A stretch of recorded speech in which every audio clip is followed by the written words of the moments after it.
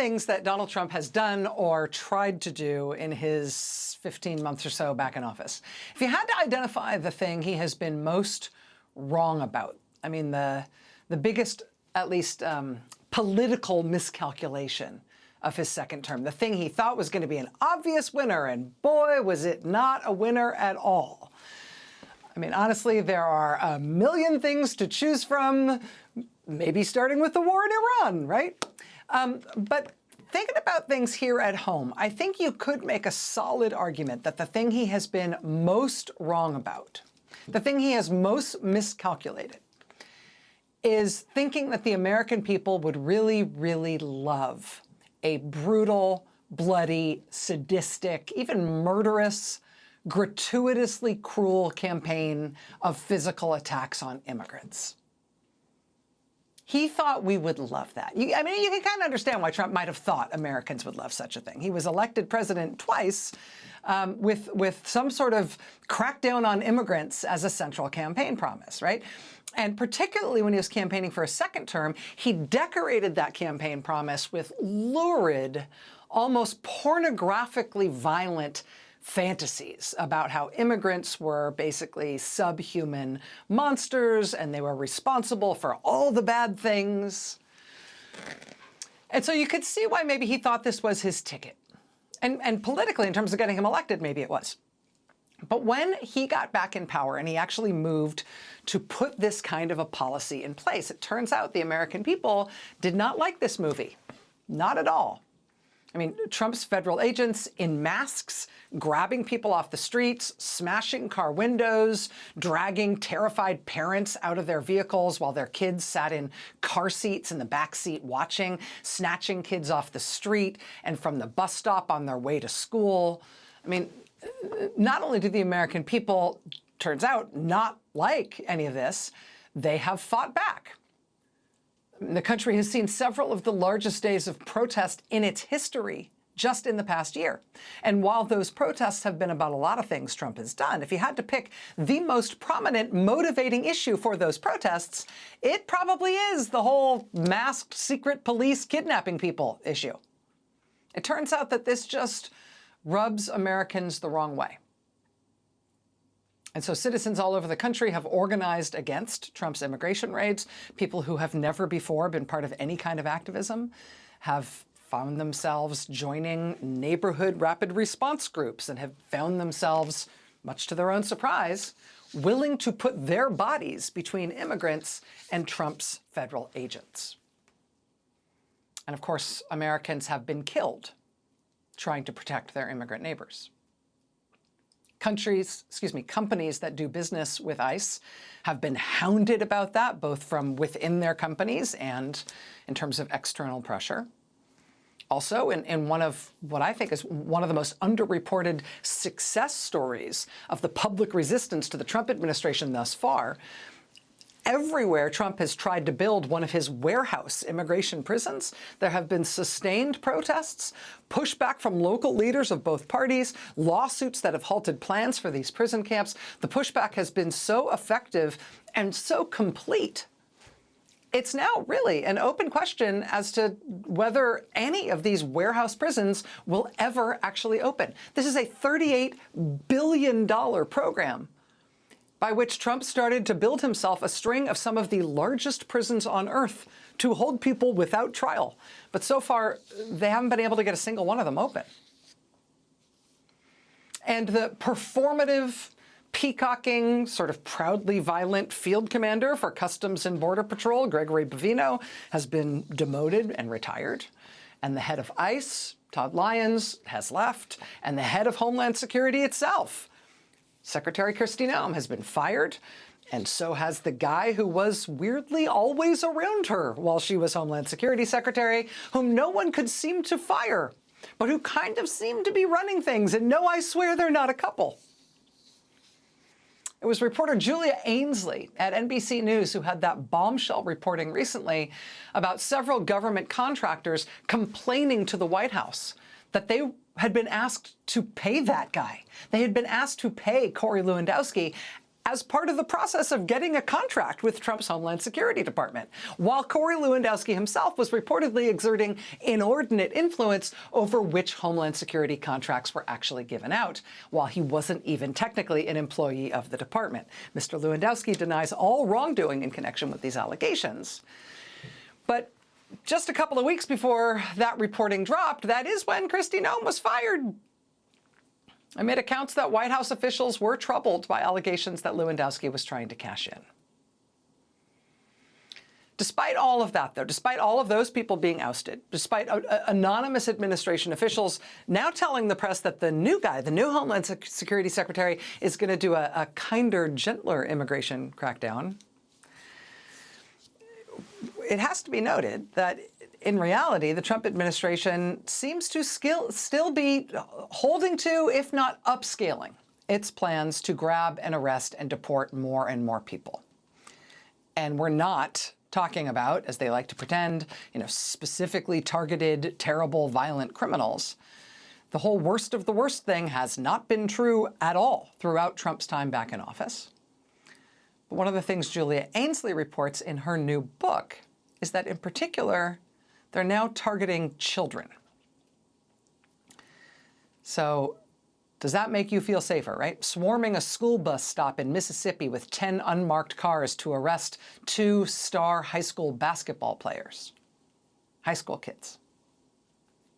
This is supposedly the worst of the worst? Why is the Trump administration doing things this way? I mean, even setting aside the morality of this, right? And how any of us will ever have to answer for this behavior by our country in our time when we were citizens here. I mean, just setting aside that existential dilemma for a moment. Even just looking at the politics of it, how did this president take his most potent, most popular political issue and, in the space of less than a year, turn it into a huge liability? And then just keep doubling down on that even after the polling and the public opinion turned. There are few people better equipped to answer those questions than Julia Ainsley. She is the senior Homeland Security correspondent for NBC News. She's covered immigration in the Homeland Security Department for more than a decade, first at Reuters and then for years for NBC. Julia Ainsley is one of the best-sourced reporters in Washington when it comes to covering this massive, troubled, sprawling agency. And Julia Ainsley, I am pleased to say, has just written a new book. It's a short book. It's less than 200 pages. It is totally full of hard news and original reporting about what has happened at Homeland Security, what has happened in Trump's signature massive attack on immigrants since he has been back in office. The book is called Undue Process: The Inside Story of Trump's Mass Deportation Program. I'm telling you right now, this is a book that is going to win a bunch of awards. It is really well written. It is short and super easy to read. I recommend it. Like I said, it is chock full of new reporting. Again, Undue Process: The Inside Story of Trump's Mass Deportation Program by Julia Ainsley. I read it in 2 sittings. It just rips along. But what Julia Ainsley shows, among other things, in this new book is that when Trump got back into office for the second term, their first months in office on the immigration issue were not some sort of well-laid-out plan that they had worked out in advance and then walked through. Rather, what they did on immigration in the first few months when Trump was back in office, and indeed over his first sort of year back in office, seems to have been kind of an iterative process of making stuff up as they went along. More specifically, Ainsley describes a cascade of failures as they tried to actually do this mass deportation thing that Trump had promised Republicans would be the consequence if he got back into the White House. He said we'd have mass deportations, but the picture Julia Ainsley paints is of an administration that is committed to huge numbers of people being arrested, huge numbers of people being deported, but they don't actually have a realistic idea of how to do that. Certainly not a realistic idea of how they can do it legally.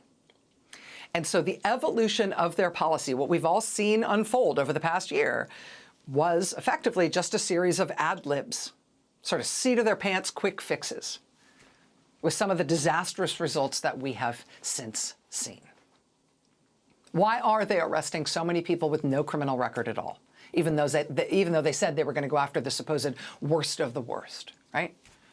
Well, it's because Trump administration officials, first and foremost, Shadow President Stephen Miller, discovered quickly that, frankly, there aren't enough criminals among America's immigrants to get them the numbers they were after. But more pressingly, despite the fact that there just aren't the numbers of criminals to go after, what they quickly found was that tracking down and arresting and deporting criminals is a hard thing to do.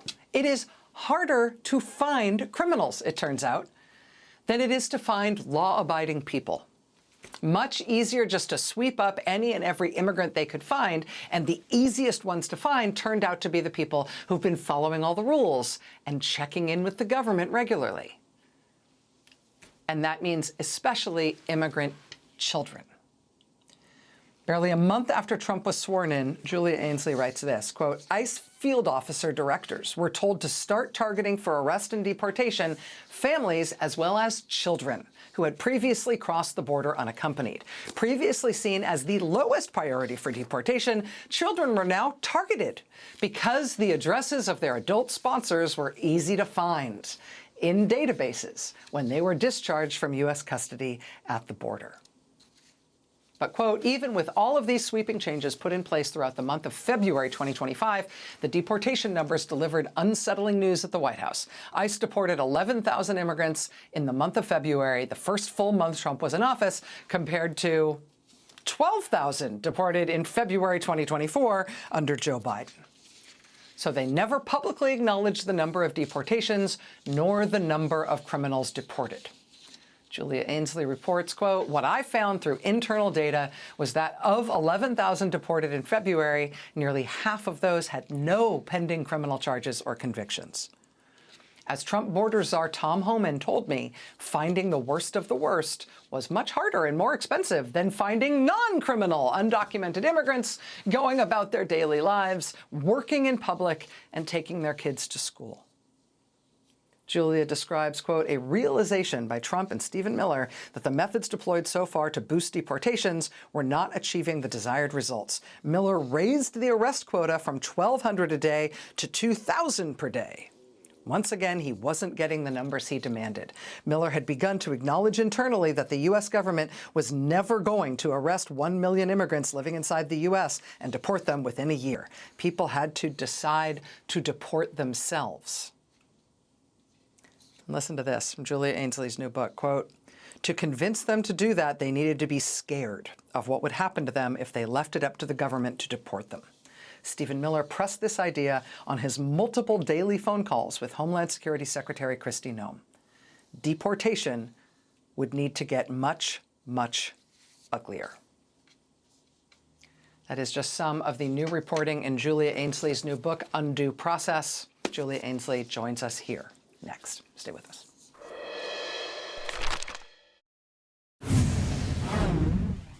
Here's another revelation from Julia Ainsley's new book, Undue Process, the inside story of Trump's mass deportation program. This is new reporting from her, and it's the kind of reporting that, just to be honest, a little peek behind the curtain here, kind of makes me feel like I'm going to spontaneously combust. This just, like, absolutely gets me. But here, I will explain. We'll see if it gets you too. You may recall from the very first days of Trump being back in office in this term, one of the things he did is he launched a big intimidation campaign against big law firms, right? You may recall the resultant decision by many of the most cowardly and craven firms to cave to that intimidation, to do deals with Trump, to accede to his demands. Now, I say that was cowardly and craven in part because of what we know happened next. Other firms that didn't do that, other firms that challenged Trump's assault on them, his demands of them, won when they took him to court. And those firms kept their reputations and their dignity intact. Those firms, not for nothing, also did their part to help the American legal system stand up against intimidation and, frankly, corruption imposed from the Oval Office. But a bunch of firms caved.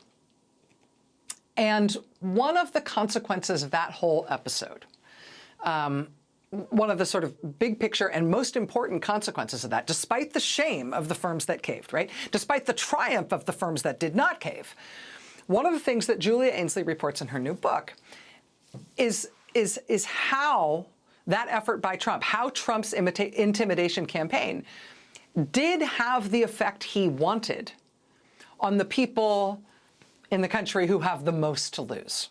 Julia Ainsley, in her new book, describes one scrappy, very capable immigration lawyer who went looking for help. He was representing Kilmar Abrego Garcia, the man who Trump deported to El Salvador, admittedly by mistake and in violation of a court order. That immigration lawyer tells Julia Ainsley in her new book, quote, "The first thing I did was try to get a big law firm on board. I called all my old ride or dies, and they were all like, yeah, no, I can't. It's not a good time." One of the very largest law firms in Washington, D.C. said to me, "We could probably ghostwrite some briefs for you if that's helpful," indicating that they were reluctant to sign their names to the case. He said, quote, "Another one who I've done many, many cases with, a particular partner there who I always work with, was like, I would have to quit my job for me to do this case with you. Let me know if you want me to do that." The lawyer told that partner to keep his job. The reason this gets me is that this is a portrait of some of the best off, best resourced people and institutions in the whole country who happen to be uniquely positioned to be able to provide material and immediate help to people who really need it, and they are refusing to do so for the least possible risk to themselves, but the most possible harm to the people they won't help. People in real need who really could have benefited from just a few minutes of those firms' time, who might have gotten it in a different political climate, who in fact did get it in a different political climate, but now instead those people are being left out to dry. There are tons more jaw-dropping and infuriating moments like that in this new book from Julia Ainsley, who is the senior Homeland Security correspondent for NBC News. The book is called Undue Process, the Inside Story of Trump's Mass Deportation Program. Julia, it's really nice to see you. Thank you for being here, and congratulations on this book. Thank you, Rachel. It's so good to be here with you and to talk about this book. It was a labor of love. I know it's short. But that's because, as a journalist, I really like to pack everything in, economize my words. As my husband said, wow, you didn't leave a lot of room for fluff in here. It jumps out at you. But that's because covering this for the past year was unlike anything I had ever covered before. And I've covered immigration since 2014, as you've said. But what happened, even in the first 100 days of this administration, as they threw policy after policy at the wall and expanded executive power in a way that hadn't been done before on this particular issue, was dizzying. And I thought that it was worth writing this down, because even if we're in a calmer moment on immigration now, it's a machine that has been built that can quickly be turned back on. Yes. And first of all, I commend you for writing the book quickly, for getting this reporting turned around. I'm sure you're aware lots of people get frustrated with, hard news reporters who kind of save all the good stuff for a book and don't put it out until the people who did all that stuff are well out of office. I mean, this is really urgent, really contemporaneous reporting. And the fact that it's short, I actually think will invite a lot more people to read it. You're not committing to an 800-page tome. I really did rip through the book in 2 sittings. It's really urgent and tight. But one of the things that struck me was the way you write about your sourcing with some heart, in a way that I think you don't necessarily have space to do in your regular day-to-day news reporting. I mean, you write about how Homeland Security Department employees have faced some unprecedented restrictions and pressures against their ability to talk to reporters like you, including like being forced to take lie detector tests and stuff. How did that affect your ability to report over the course of this year and for this book? Well, I'm so glad that stood out to you, Rachel, because I really want this book to also be a place to lift up some voices who can't come out and speak openly about what they've experienced. And so I took my sourcing very seriously in terms of protecting the people in the book. And so, if readers get frustrated with anonymous sources, it's because that's the environment that we're living in now. But I spoke to some people who shared some really important stories, really about a quiet resistance that was building within DHS from day one. Even people who were vocally loyal loyal to President Trump. There's a line in there, I got a strange text message just one night. I was bathing my kids before bed, and I get a text message with someone giving me the oath of office. And they said, protect against all enemies, foreign and domestic. And they replied again, and domestic. And I thought they meant immigrants based on this person and what they say very publicly. But they actually meant President Trump, because they were so worried about the encroachment on the Fourth Amendment, which protects people against unreasonable search and seizures, and the First Amendment, as more people were having their social media searched for speaking out against Trump, even if they were legally in the United States, that there really became this quiet resistance within DHS. And I spoke to another woman who had a long career in the military and at DHS, who told me she believes she was fired because of an incident where she did not call immigrants scumbags in a press release. She was actually walked out of DHS with all of her things in a box with armed guards. And she says that it's because she asked in a meeting when she was about to call immigrants scumbags, what if we're wrong? What about if the people we've arrested aren't, in fact, the gang members we say they are? Remember, there was a lot of emphasis on people who could be members of Tren de Aragua about a year ago. What if we're wrong? What if we don't have all of that? And those were the kind of people who were silenced and were pushed out of DHS. And so what that left was a cadre of people who said yes, and what all of this amounted to is what we saw starting in Los Angeles this summer and ending in Minneapolis this winter. All of that because they didn't have the people left saying, what if we're wrong?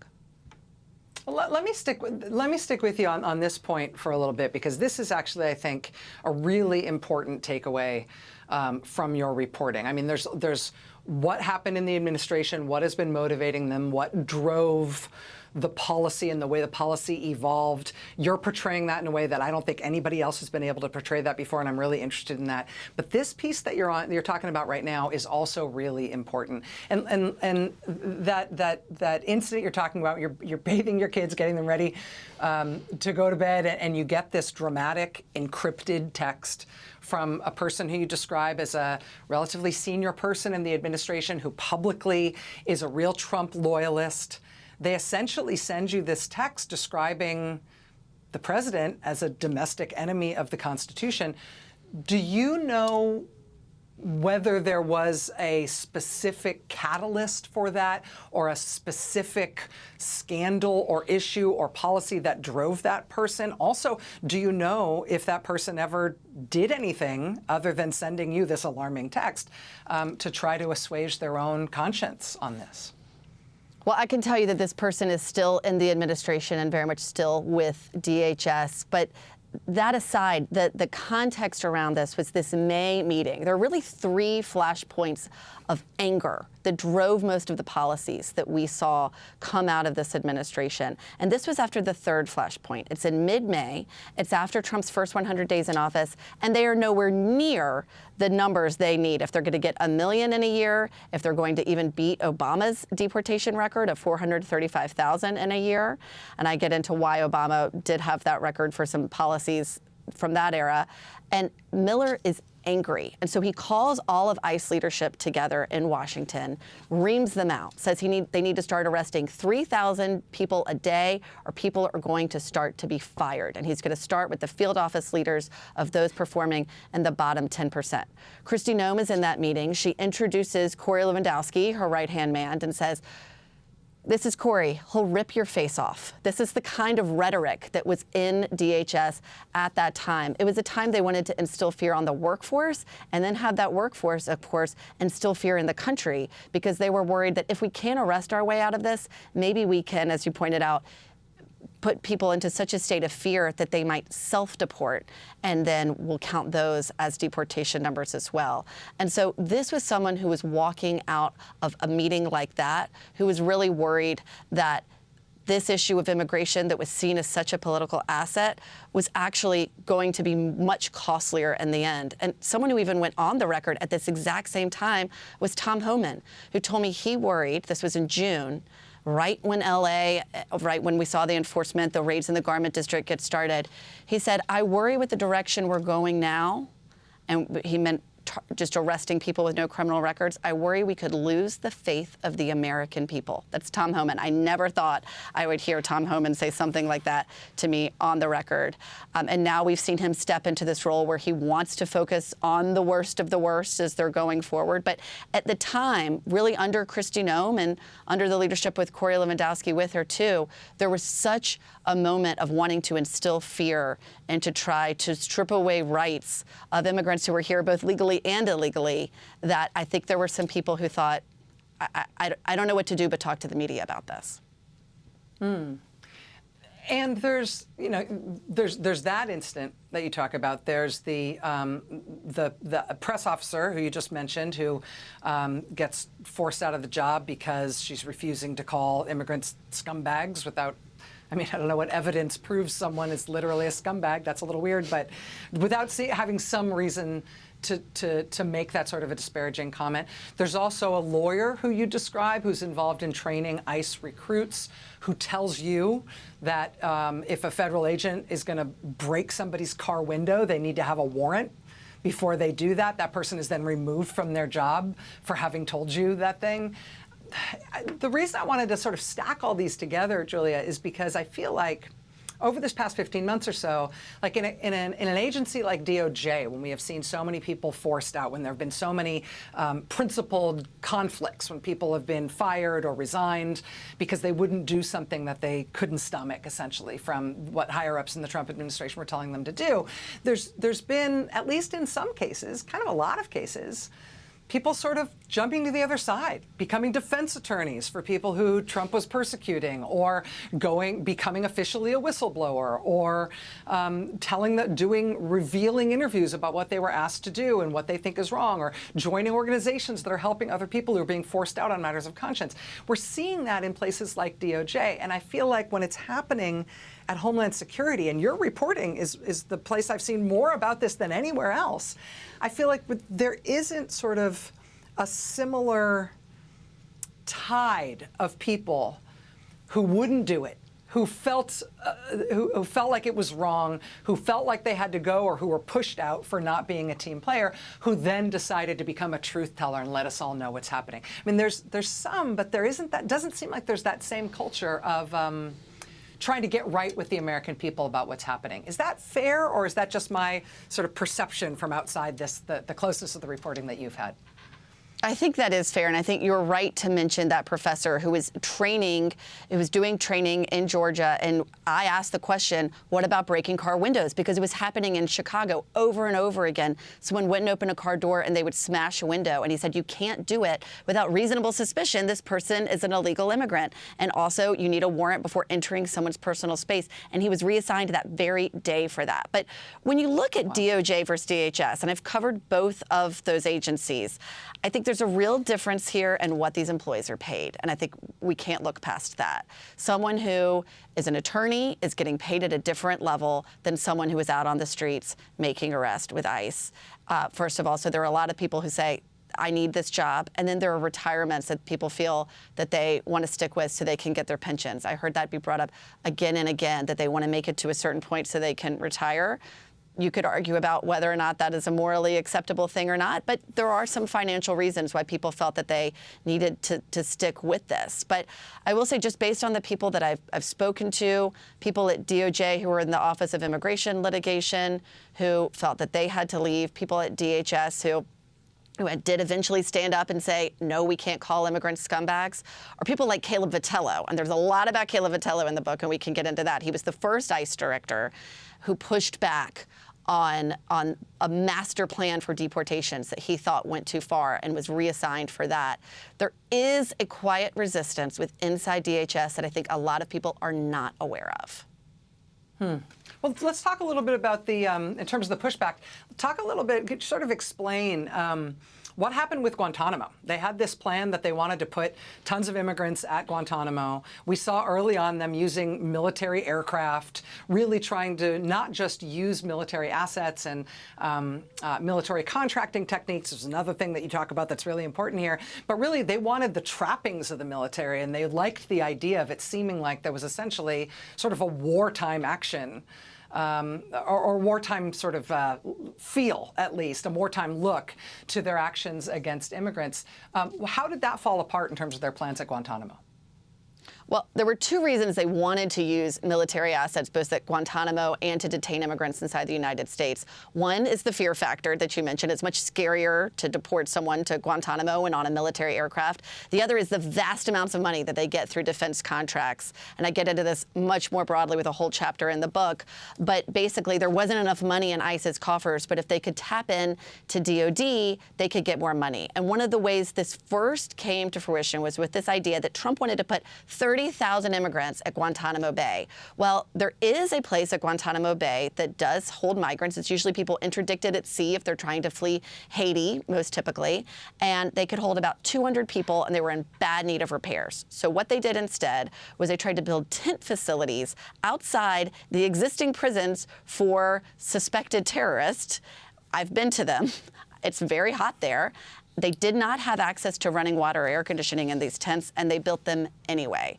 But I mentioned Caleb Vitello, and actually I think had it not been for Caleb Vitello throwing sand in the gears, the Guantanamo plan may have gotten off the ground. I don't think they could have gotten to 30,000, but I think it could have gone much further.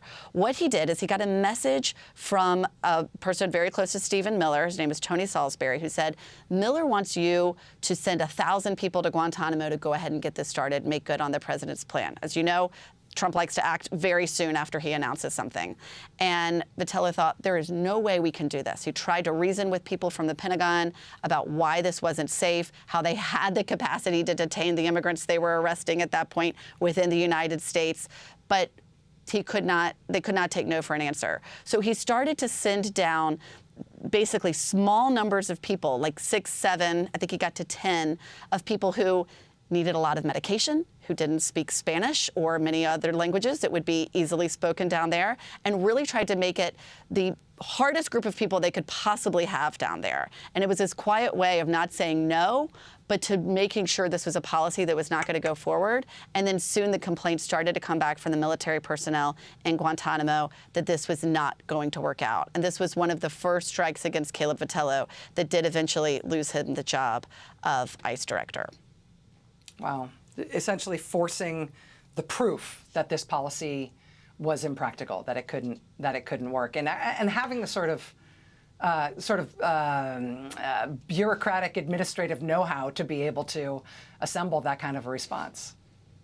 That's right. I mean, the point that I make over and over again in this book is sort of, no matter how you feel about immigration, some people think that anyone who's here illegally should be deported. Some people think anyone who crosses the border should be able to have the right to stay here, no matter their asylum case. No matter what you think, this was very expensive. It cost 10 times the amount to fly people to Guantanamo on a military plane than it would to deport them on one of the charter planes back to their home country.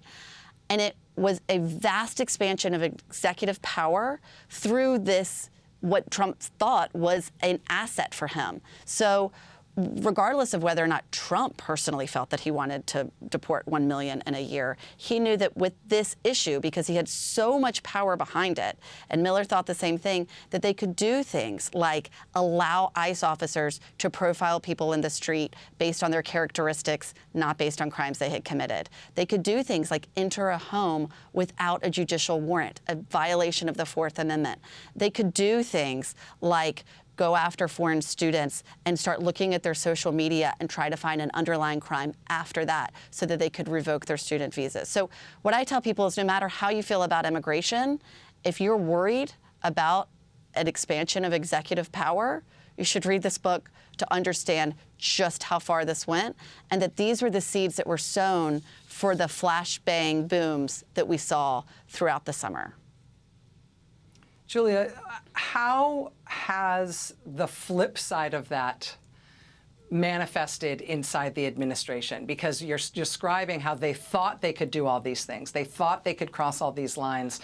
They thought they could rush over the edge of the cliff in terms of what not just the Constitution allows, but what people commonly understand the Constitution to allow, to do all sorts of things that engendered incredible or that catalyzed incredible pushback. I mean, how does the public blowback, the plummeting polling on this stuff, register within the administration. I've always wondered, for example, if it could undermine or affect the position of Stephen Miller, who has been, as you document, the author of these radically unpopular policies that really have politically hurt the president, that have galvanized the opposition.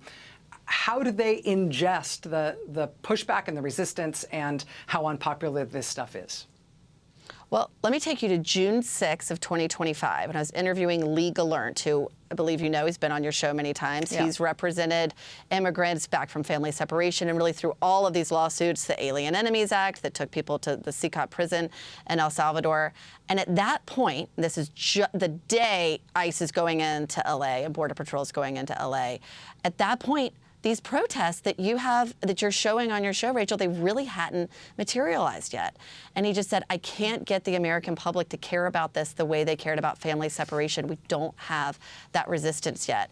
And it was such incredible timing because as we spoke, the first protests were beginning.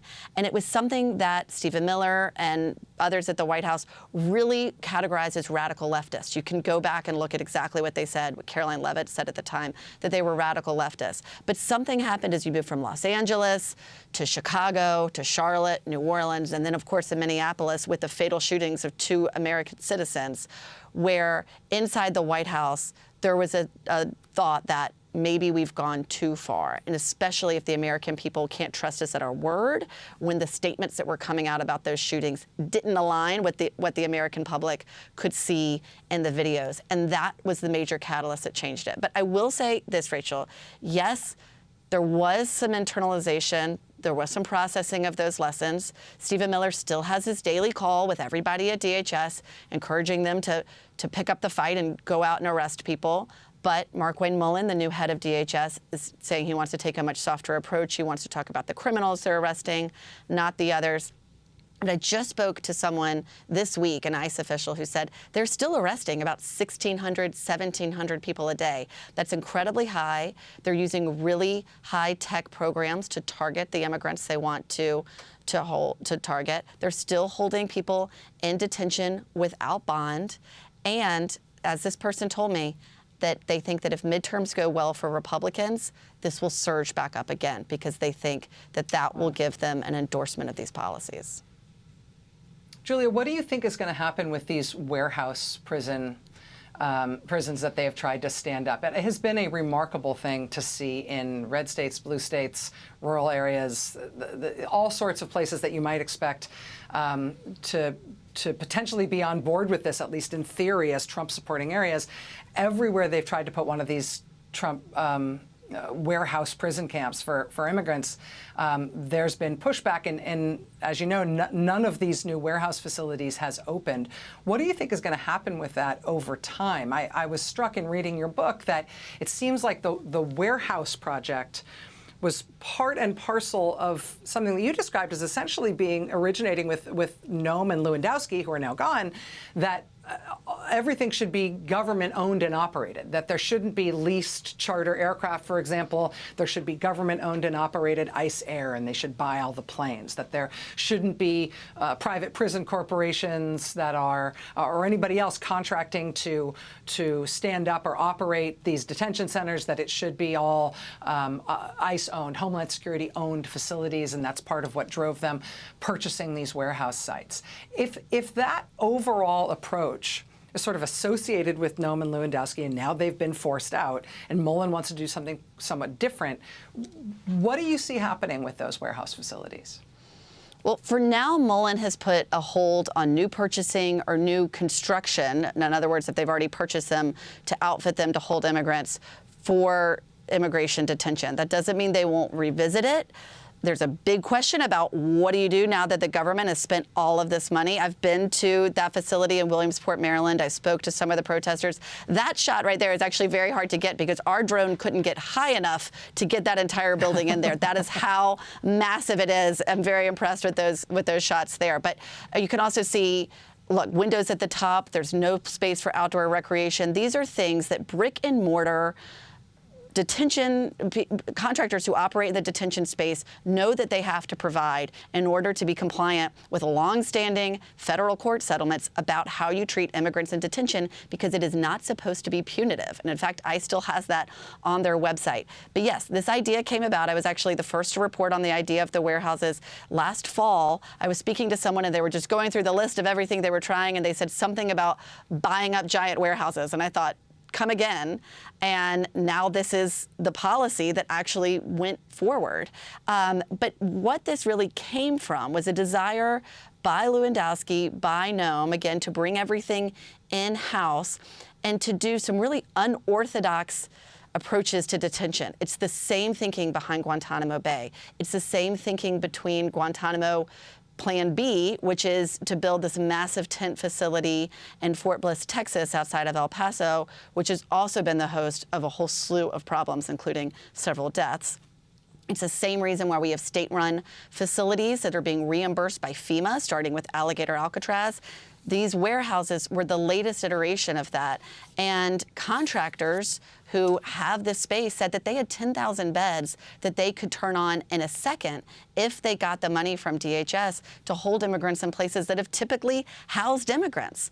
But Noem and Lewandowski wanted time and time again to go a different route, to come up with their own ideas, and in some cases come up with things that would be seen as the most punitive as possible, which is, of course, why you would be looking at a warehouse like that and talking about a place like Alligator Alcatraz.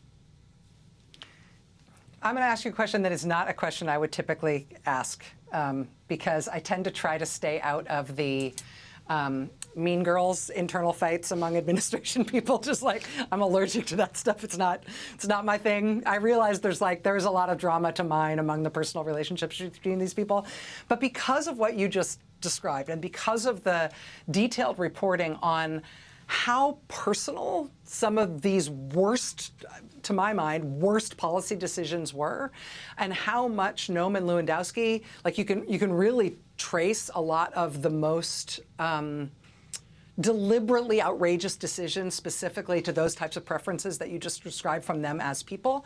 I have to ask, mean girls question, how did Corey Lewandowski last that long? It seems like he does not have a friend in the world, not at Homeland Security, certainly, not at the important Homeland Security contractors who are narking him out essentially for demanding kickbacks and payments to go with their contracts, as you reported, and certainly not at the White House, where, as you report, Stephen Miller himself said, no, Corey Lewandowski, you cannot be the chief of staff of the Homeland Security Department. And you write about sort of getting consistent reporting over time about how much the White House wanted him out. I mean, how did he stay that long? I mean, I realize he's out now, but it does seem crazy. Well, I guess I have to differentiate between the White House and the man in charge. And for a long time, Corey Lewandowski showed loyalty to President Trump. He was his campaign manager in 2016. He was able to come back with a new life, as a second life in politics, after he attached himself to then Governor Kristi Noem in South Dakota. And when she was nominated to come back and run DHS, it was well known, he was at Mar-a-Lago during those transition conversations, it was well known he was going to be running it with her. But it really did raise concerns among people at DHS, political and career, people who had spent their careers at DHS and weren't tied to any political party, as well as those who were very loyal to Trump. They were worried about his influence there. And in fact, we get into this in the book very early on, right after Corey Lewandowski came in as this special government employee and started sitting in meetings and making these big decisions without actually being in a Senate-confirmed position or on the payroll.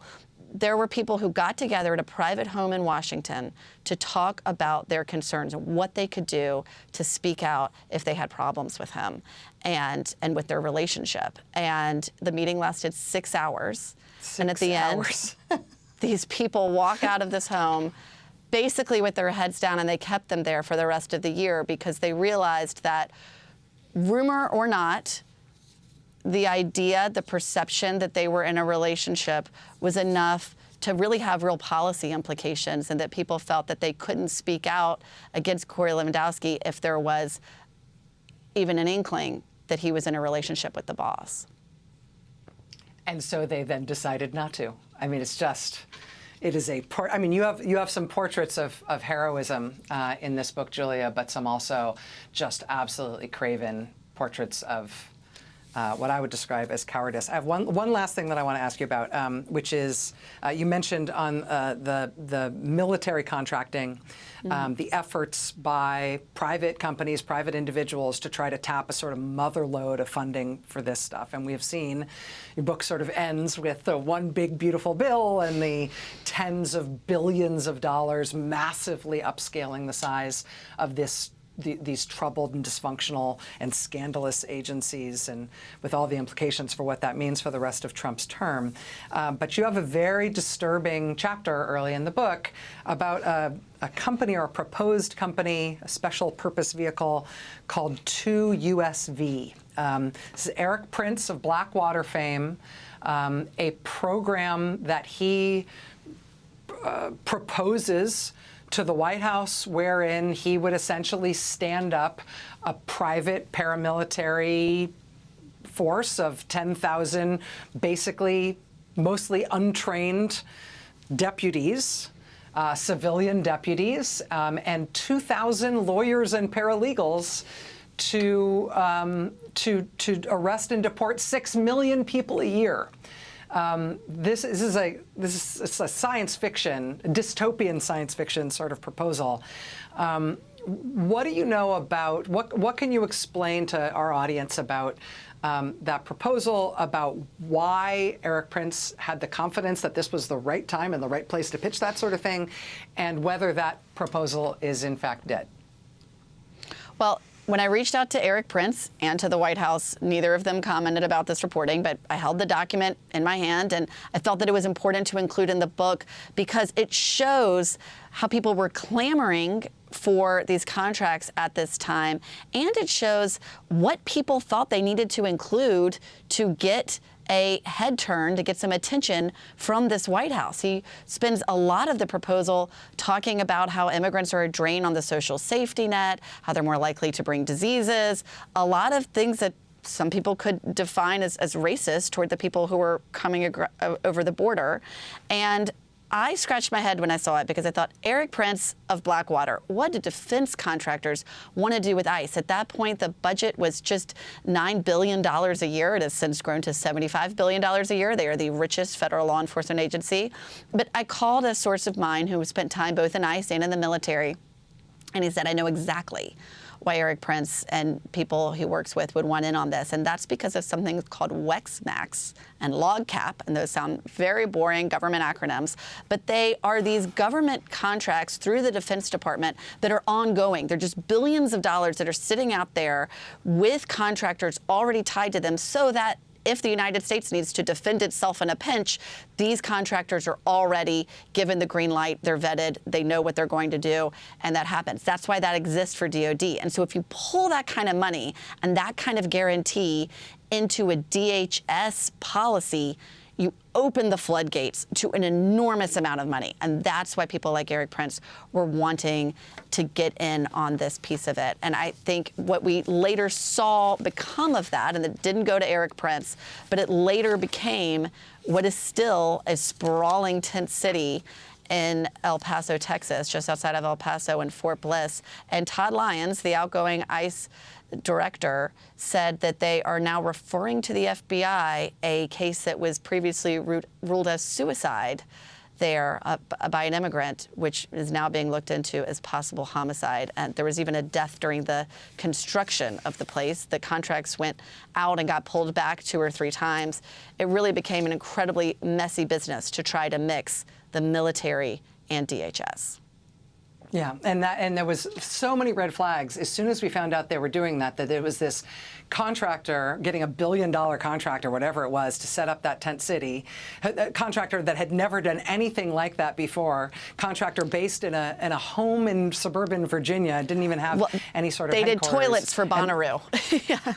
Oh, yes, exactly. And then instantly they start having infectious disease outbreaks and deaths, and as you say, what's now being referred to as a murder. And I will just augment what you just said about the weirdness of that Erik Prince proposal to what you just described. I'm just quoting to you from your own book, page 60. It suggested that the proposal for doing this suggested Biden's goal was to collapse the welfare state under the burden of immigration so that the country would have to move toward communism. Because, quote, if the financial strain forces a significant curtailment of public services, it could coalesce a voting bloc which favors socialism or communism. So the way that you got this sort of radical proposal to turn heads, as you say, in the Trump administration, was to say that it was part of Joe Biden's secret communist plot to turn America into a totalitarian communist state. And otherwise, you know, I mean, who could take issue with that? Julia Ainsley, this is a remarkable book. As we said, it is a short book. It is a very fast read, and it is absolutely crammed with hardcore, hard news reporting about stuff that is very present and very right now. Congratulations on this. You're going to win a bunch of awards for this, Julia, and I hope it sells a gazillion copies. Thank you so much, Rachel. It's great to be on with you. Really appreciate it. Undue Process, the inside story of Trump's mass deportation program.